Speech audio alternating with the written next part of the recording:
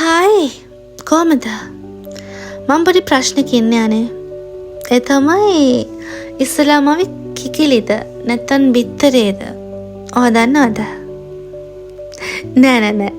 ඊට සමාන ප්‍රශ්නයක් වුණත් උත්තරයක් තියෙන ප්‍රශ්නයක්. ඉස්ලාම ආවේ ආත්ම විශ්වාසයද නැත්නම් ක්‍රියාවද?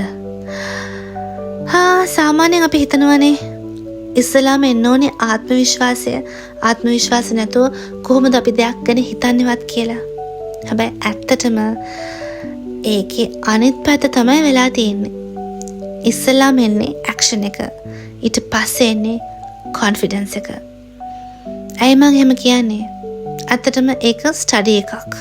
The confidence loop කියන ස්ටඩි එකෙන් මම කියවපු දෙයක් ඔයගලන්ට ස්ක්‍රීන් එකෙන් දැන් පෙනේවි. අපි ඉස්සෙල්ලාම ඩිසිෂන් එකක් ගන්න ඕනේ. ඊට පස්සේ අපේ මයින්ඩ් සෙට් එක shift වෙනවා.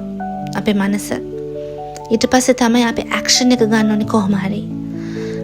අපි ඇක්ෂන් එක ගත්තා කියමු. ඊට පස්සේ ඔයාට පේනවා රිසල්ට්ස්. ප්‍රතිඵල පේනකොට ඔයාට ඉබේටම කොන්ෆිඩන්ස් එක ඇති වෙනවා.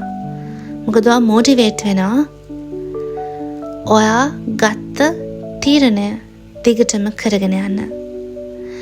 එහෙම නැති වුණොත් කොන්ෆිඩන්ස් කියන ඒ බිලීෆ් එක, ඒ විශ්වාසය විතරක් ඔයාගේ හිතේ හැමදාම තියෙයි.